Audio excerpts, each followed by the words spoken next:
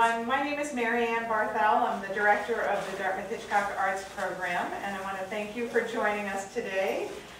Today we have Richard Weis, an artist from Castleton, Vermont, who currently has a display in the 5th floor Rotunda gallery space here at the hospital.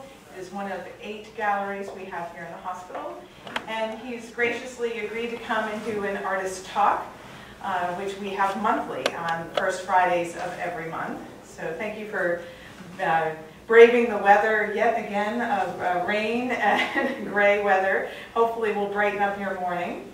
I'm just going to go into a little bit about Richard. Thank goodness for electronic devices so you can keep all of our notes and information in one place. Richard is, as I mentioned, from Castleton, Vermont. He's a professor emeritus at Green Mountain College, and he received his MFA in painting from the American University in Washington, D.C. He's been a Fulbright senior specialist in South Korea, and he's also had the Fulbright Alumni Initiative Award and a Fulbright Scholar to South Korea also before that in 2003. And he's received the Green Mountain College Welsh Heritage Grant. Welcome, come on in. As well as grants by the Vermont Arts Council, and the David Lloyd Krieger Award for Graduate Painting. So we have an award-winning artist here today to speak to you about his amazing work, and I invite you to stay so that you can go up and see his work upstairs. Thank you so much for coming. Thank you, Mary Ann. I really appreciate the art in hospitals. That's the programs. And just a couple of weeks ago, on an emergency basis, while we were traveling, I had my wife in the hospital in Rochester, New York, and I looked at all of the art that was there during the week we spent there. Oh my gosh. So I really appreciate what these programs do. I thought what I would do today you see one sort of sample of my artwork upstairs, but I thought what I would do is pull some slides from a retrospective that I had, a 50-year retrospective in 2015, and I've added a couple slides to it, so we really go beyond the 2014-2015 era here. But it's all about, I use the title artifact, because I put the capital I in the middle of it there, because it's really about process, and it's about how I experience the world, interpret the world, both in the inner world and the exterior world. And it's always interesting for me, since I'm so interested in process, to see how, to show people how my development sort of went. You get little snapshots along the way.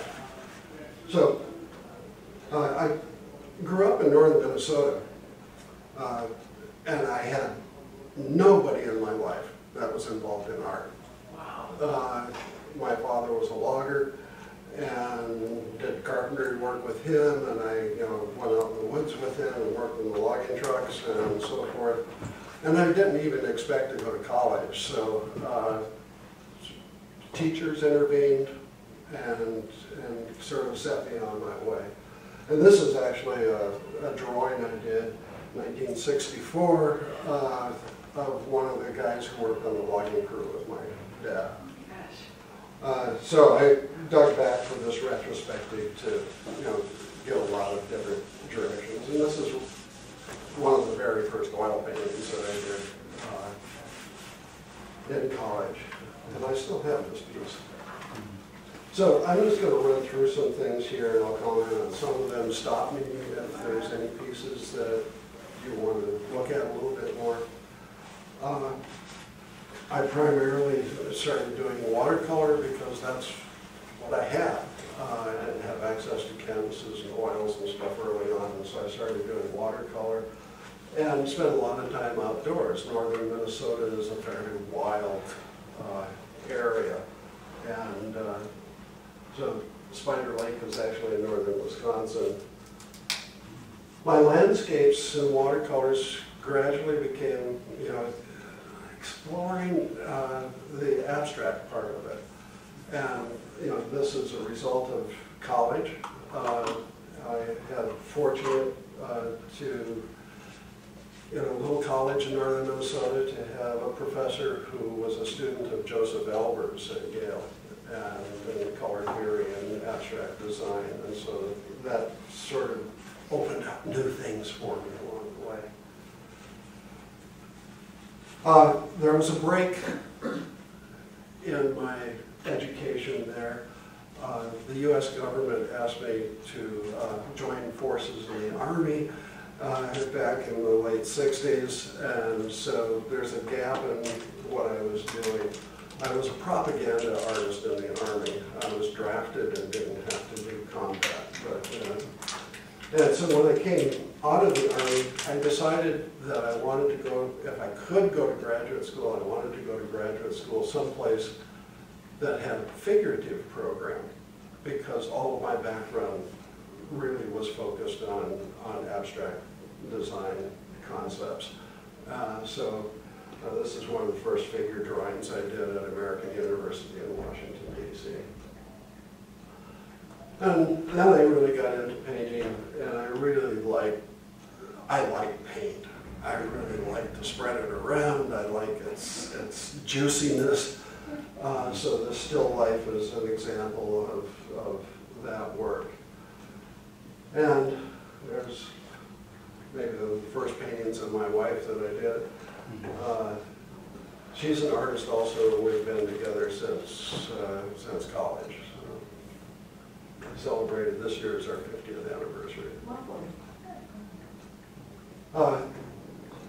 In graduate school, then I was in a figurative school. I was in nobody was doing landscape, and I came from northern Minnesota, and I went back to visit. I had been gone for quite a while by that point, and I started going out and doing some plein air painting, and that turned into my thesis exhibition. So this is one.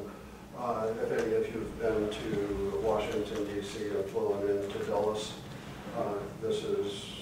Dulles had just opened, and this was in the farm fields around Dulles at that time.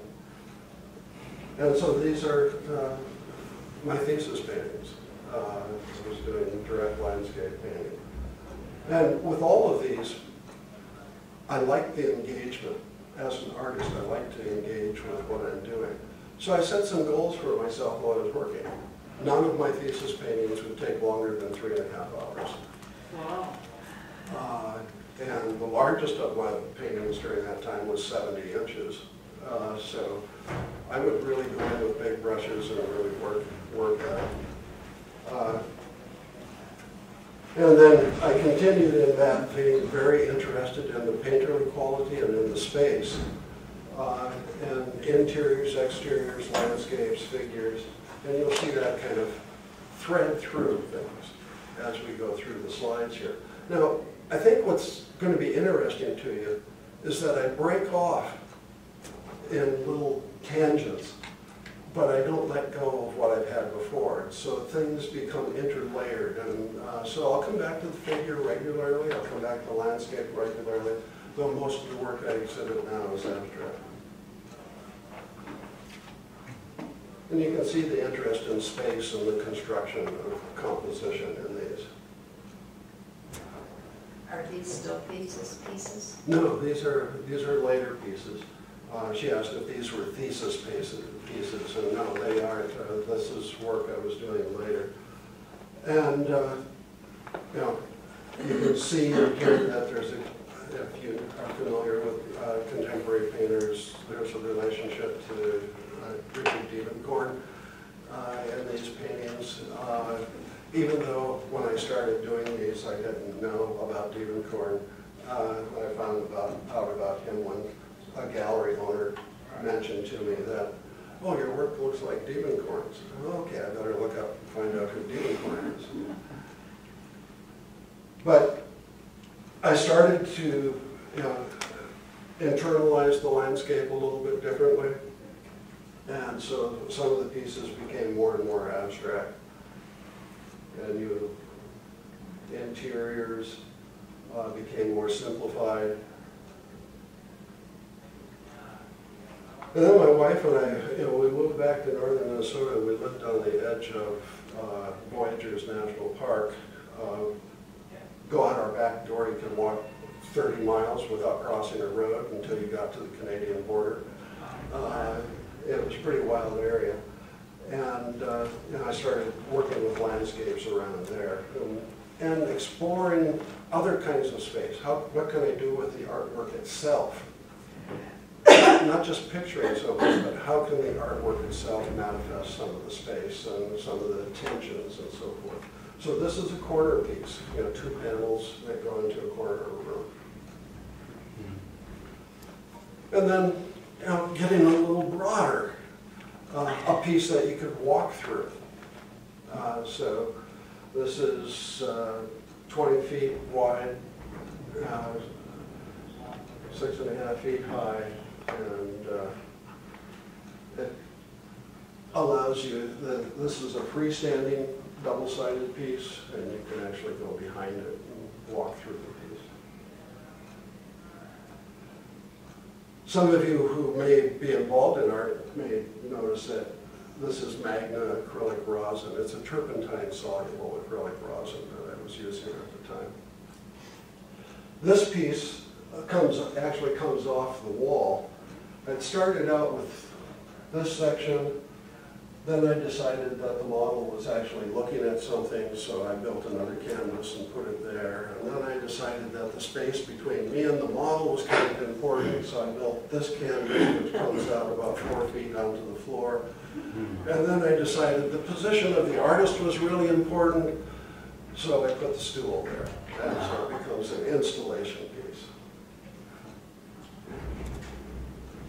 Interior, looking down into a room down the stairs. So there are a couple quotes that are really interesting to me, and it's stick in my mind. One that from W.H. Auden, the poet, to discover what it is to be human now is the reason I follow the star. And that comes from a 40-some page poem that he wrote that is called For the Time Being. And my relationship with these places became very important. This is part of a series that I did driving across from the Midwest to the East Coast. And I saw all these little paintings through these overpasses, and so I did this overpass series. Canoeing up in Voyageurs National Park. Water. This is a floor piece with a section going up the wall, little segments of landscape. And other kinds of tensions between elements. Why do paintings have to be rectangular after all? They can interact in all sorts of ways. And I was particularly interested driving this morning and listening, as I was saying earlier, to National Public Radio, because they were talking about the tensions of the new release of mining restrictions in northern Minnesota and Boundary Waters Canoe area and Voyageurs National Park. And I lived adjacent to Voyageurs National Park, and at the time we were living up there, they were talking about the mining companies coming up and doing test drilling. What was the name of that national park? Voyageurs. Oh, Voyageurs. Yeah. And in Minnesota, you only own the surface of the land. You don't own what's underneath. So I did a series called Surface Rights Only, because they were actually talking about, there were mining companies coming up and testing for copper and stuff on properties that were just south of us.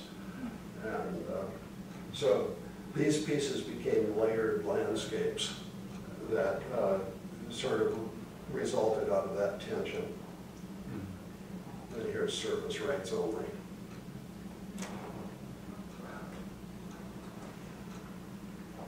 So I like breaking things up. I like dynamics.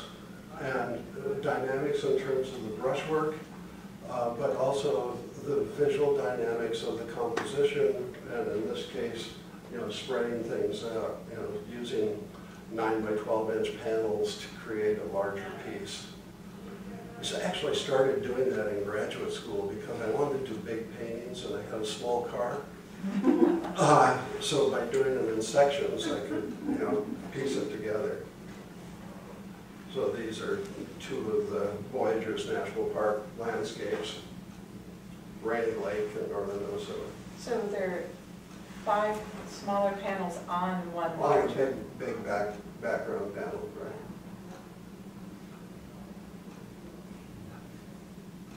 And the idea of, a landscape that's not just observed, but a landscape that you have to involve with.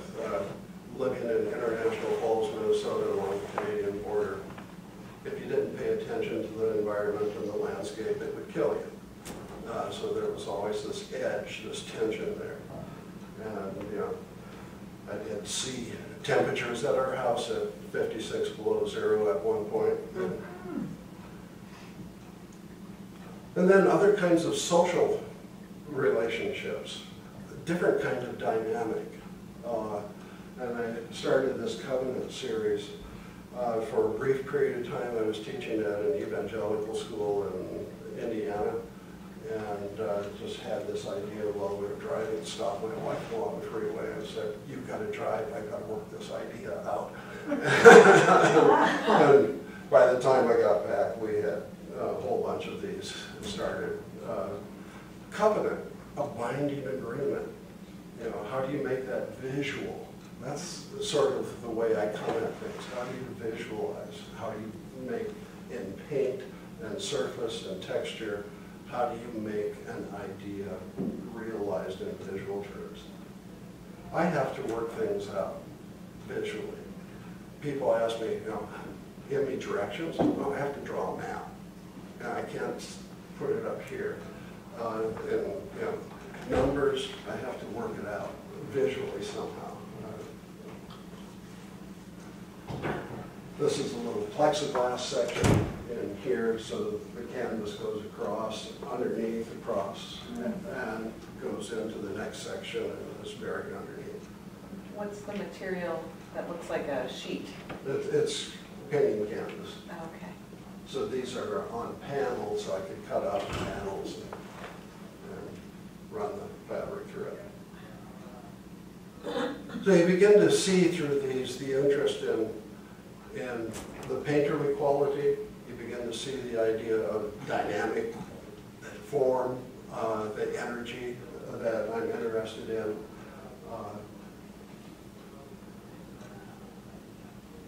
Here we kind of get into another area because one of the things, my father was a water witch as well as a logger, so the dousing idea with the fork stick to find water became part of it. And glued to the top of this is a map of northern Minnesota with pointing to my hometown. So.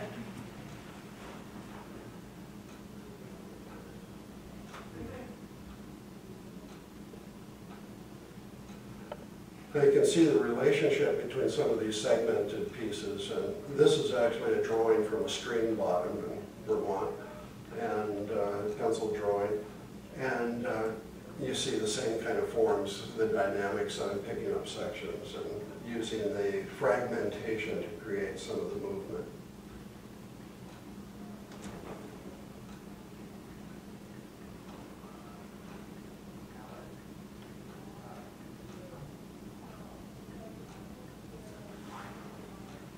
Now, usually when I'm working, I don't know, early on when I was a young artist, I would plot things out in my mind, I would, draw them, I would have a pretty good idea of what the result was going to be. That's no longer the case. I like the adventure of going into the studio and working on a canvas and, saying in my mind, what if? Okay. Each painting generates maybe 6 or 7 other ideas. What if? And so if you go to my studio, you're going to see everything from traditional portraits to installation pieces. What if a painting wasn't a rectangle? How would that change your sense of composition? How would the dynamic change? So I started cutting corners off of paintings and tearing edges of paper and so forth and working with that. And stretching them out sort of like a skin to an external frame. So they could be pegged directly to the wall or done to the frame. And then contemporary events come in. And you say, oh, I can't let this go. It's interfering with what I'm doing in the studio. I've got to think about this, so I'm going to paint it out. So during the first Gulf War, images like this started coming out when the U.S. was bombing in the Mideast and invading in the Mideast and going into Afghanistan later and so forth. So these socially conscious pieces pop up once in a while. And rather than being an artist who works on product, okay, I'm going to market this kind of a product, and so this is what I'm going to do because I know I can sell this. I internalize things, and if there's a demand inside of me that says, I've got to do this, I'll do it. So setting this aside and spending 9 months on it was worth it to me. I had to work some things out. So you'll see these kinds of paintings pop up during my career once in a while. So unusual approaches, the stream drawings. Here we end up with floor pieces, 4 panels with a little rock section in the middle of it.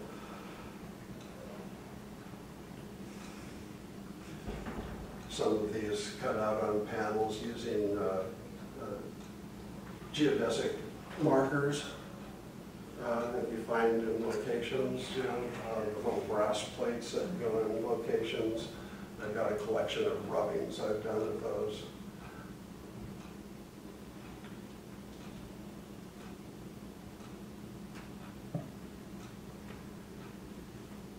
And the choice of materials, everything has to work together for me. So people say, are you an oil painter? Are you a watercolorist? I'm a composer. And if you think of a musician as a composer, then I'm not always going to compose with strings. Some expressions require brass, percussion, whatever.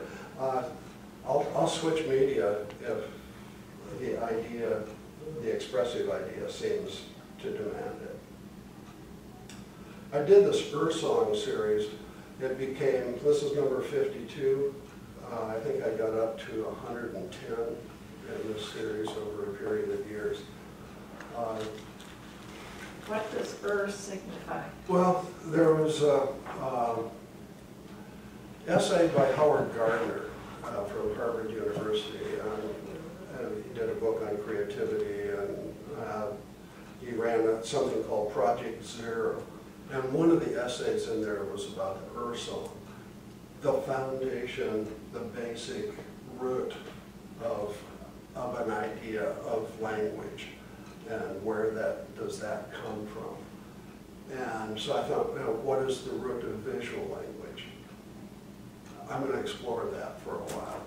And I thought, I'll do 2 or 3 paintings, and then, okay, I've got 50 paintings, okay, and then I've got 100 paintings. Pretty soon the idea will run out, but I'll probably come back to it again because that's the way I work. So water forms, I live near a place called Taconic Bramble State Park, which is the newest state park in Vermont, and it's within walking distance of my house. And my friend who donated that park to the state got me into walking his 400 and some acres on a regular basis with him and drawing the streams and waterfalls and so forth.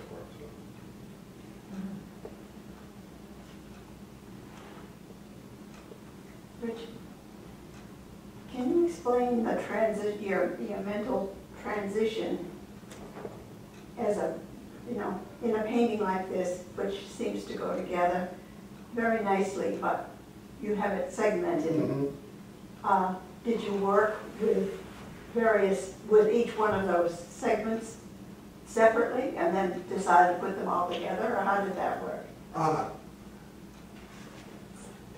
In this particular painting, the way that I normally work with the multi-panel pieces is that I'll work with them as one painting.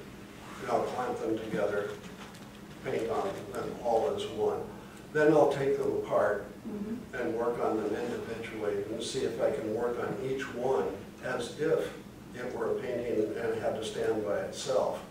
And then I would, put two together and say, okay, if it's a diptych, a two-part painting, can I make that work all by itself? So I would try to get them to work individually as well as in the group. This one, actually, I took apart part of it because it had floor sections as well. It went down and had a ground section. Actually, you had it on the ground? On the floor? It had right angle pieces coming out on the floor below it. But they ended up being better as separate paintings by themselves, so I took it apart. Right now I'm working with a dancer on this piece, trying to use projections of this piece to get her involved in dancing with it. So we're starting to play around that idea. I love the colors. This is a three-panel one sculpture stand up front with deer antlers sitting in front of it. Three graces is an idea that comes from classical art, and so I've got some attributes in there, the apple and the sort of Morris dancing kind of antler thing that comes from England crept into it. Here's some more of the Earth Song series continuing. And this is from the Taconic Ramble Park, actually. This is a piece before it was a park. So it has earth sections, cut out painted panels on the floor. Found a tree below one of the waterfalls and took that out and used that as part of it. So it's big enough to engage you.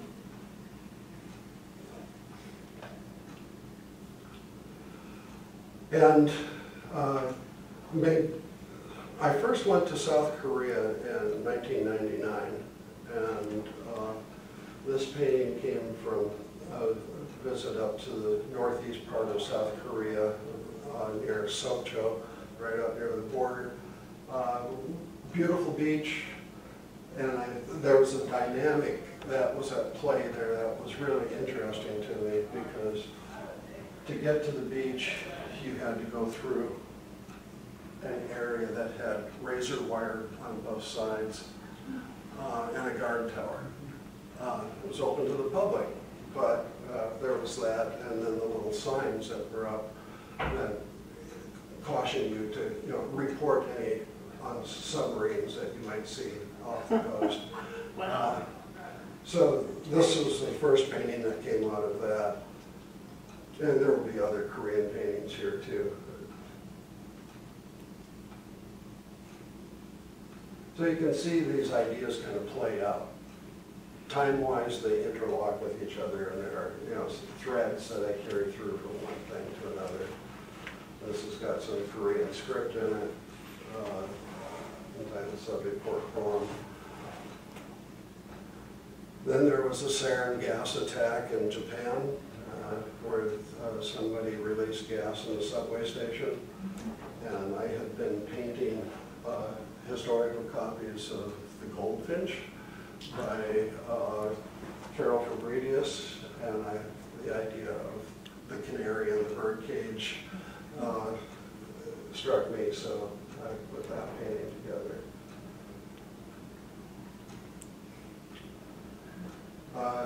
Went back to Korea again in 2003 with a Fulbright. Was able to go up to the DMC and was struck by the farmers. There are little villages that are in the DMZ, and farmers live there. They have to go through little barrier gates and stuff to get out in their fields each day, and they have curfew and all of that. This piece is actually on display right now in some of these pieces from Korea in Manchester, Vermont, at a new place called the Start Space Gallery. I started doing these scroll banner pieces in South Korea related to the proportions of a traditional house that I really liked, the doors in a traditional house. This one's upstairs. I was just going to say, I think that looks familiar. Yeah. And the DMZ idea, the partitioning idea, comes to play in here. Nice to be able to go out in the farmer's backfield and find some rusty barbed wire to put into it.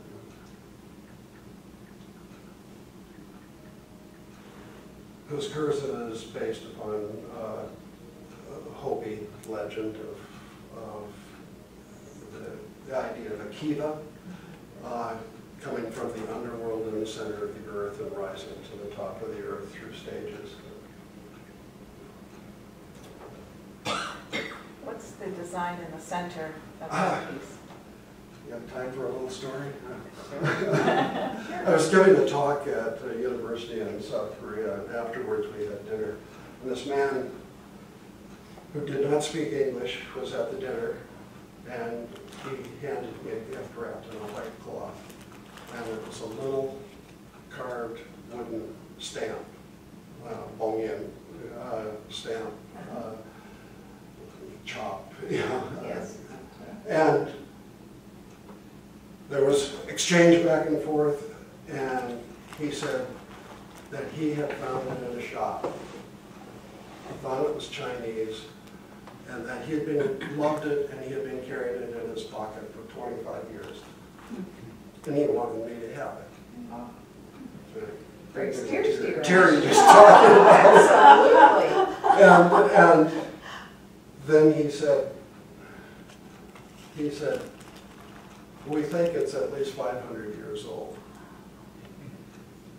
So I've got that at home, and I've made prints of it. It's a little labyrinth design. I have no idea what it relates to, but I've used it in a number of things.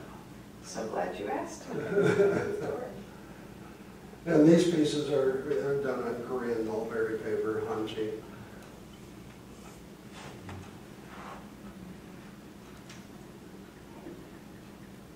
Things start in strange ways, and we're getting a little bit long here, but we're getting close to it.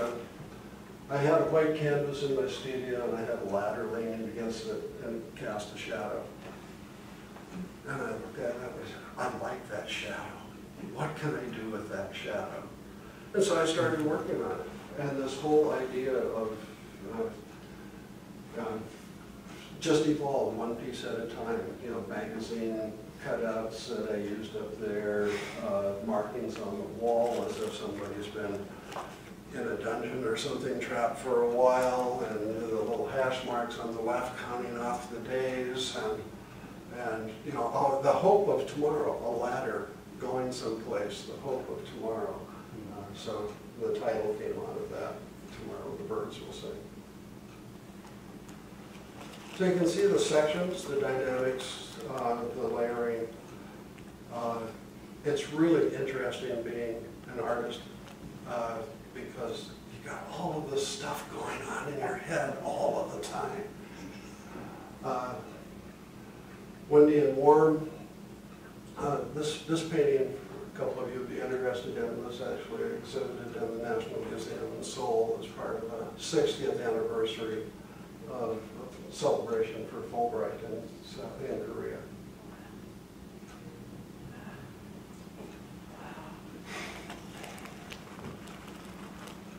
The title comes from a Richard Farina song from the 60s called, the title of it was Bend Down So Long It Looks Like Up to Me. Mm-hmm. Yeah. This piece is based upon music, traditional Korean drumming.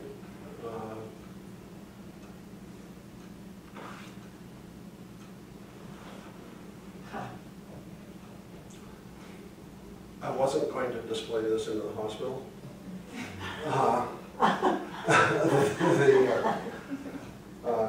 People get disturbed by the noose, but it's not a slip knot, it's a bowline knot, which is a rescue knot.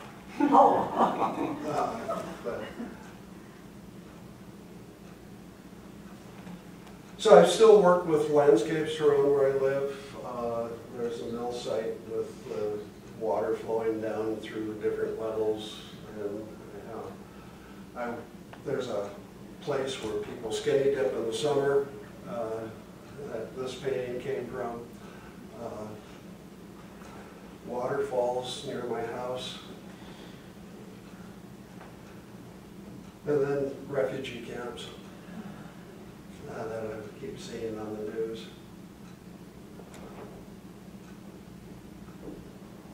The Deepwater Horizon oil spill in the Gulf of Mexico. Yes.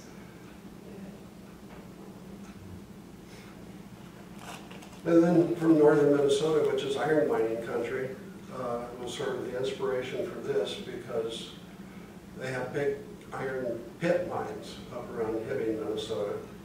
If you don't know about Hibbing, that's where Bob Dylan was born. So I wanted to work with that layering idea. And so this got to be a fairly big painting, 90 inches high.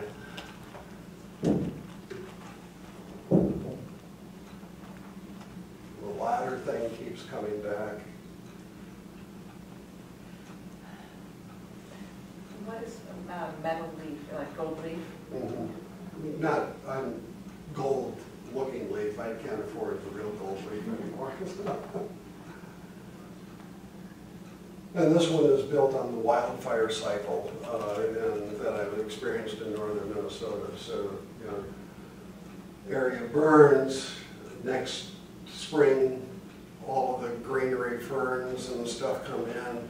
The year after, the blueberries are fantastic. So, you know, build the blueberries into the life cycle there. And that's also a panel one, isn't it? Yeah, it's six paintings. Huh.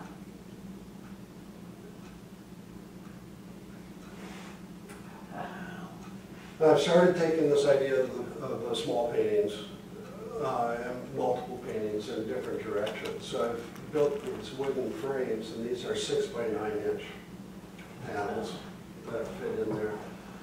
And again, just like the big ones I was talking about before, part of my idea here is that each painting has to work by itself. If I were to display it all by itself, if I put two of them together, it would make a reasonable diptych, you know, and a triptych, whatever. And so I've been working with those in different ways. So here are a couple of them.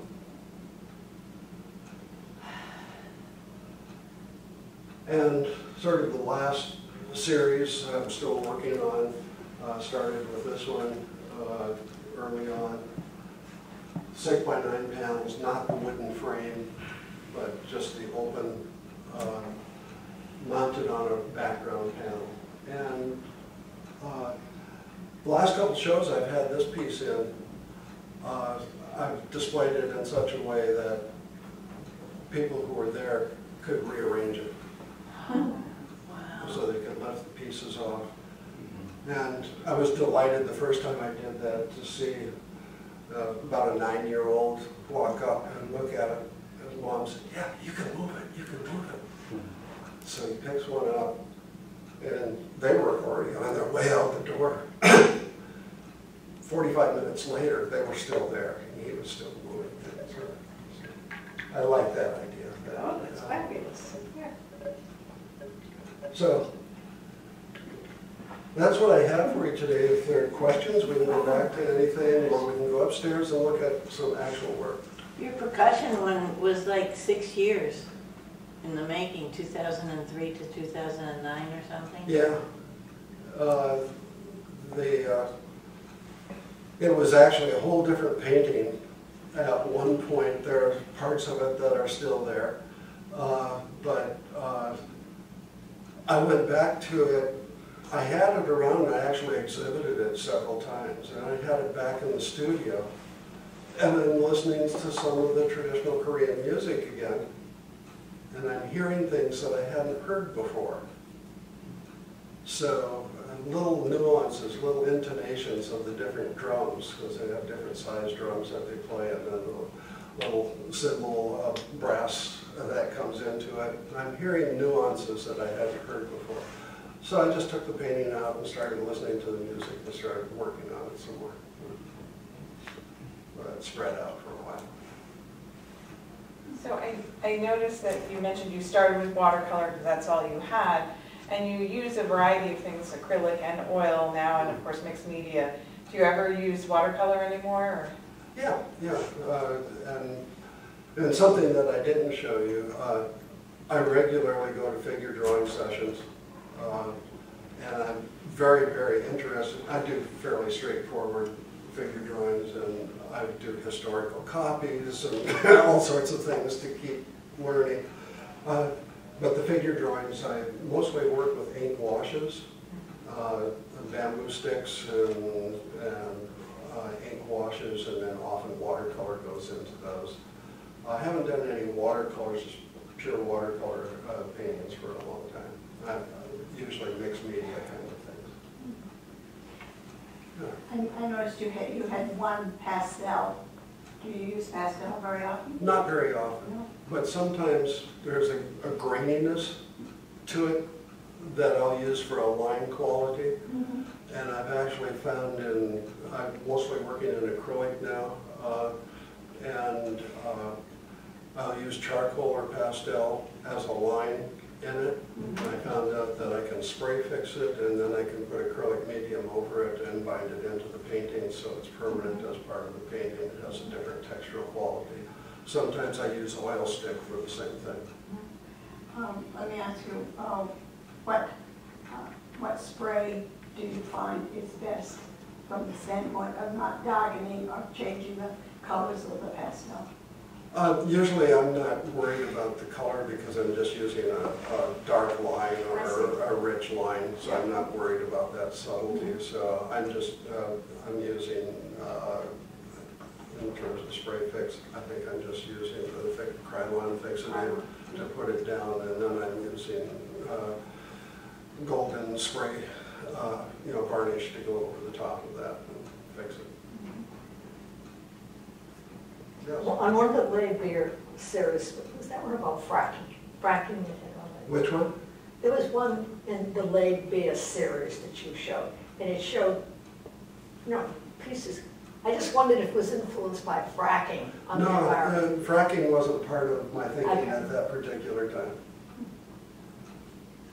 So Good thought, though. for the next series. I'm going to take an idea home with me. I don't think you could be anything but an artist. It sounds so... Well, it's been my life for a long time. It's wonderful. I'm so glad you are. I'm now in my mid-70s, and I think I told somebody the other day, I think my best work is still to come. Yay! I may not have the stamina for it, but...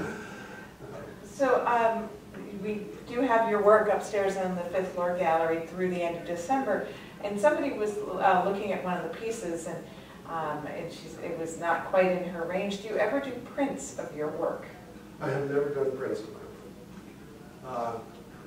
but I do take time payments. No, so much of the surface quality of the work is part of the work. Yes. And when you do prints, you lose that. Yeah. Unless you've got a print that somebody can't afford. But you lose the quality of the original.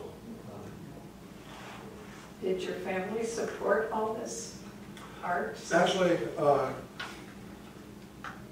I had two older brothers who were quite a bit older than me.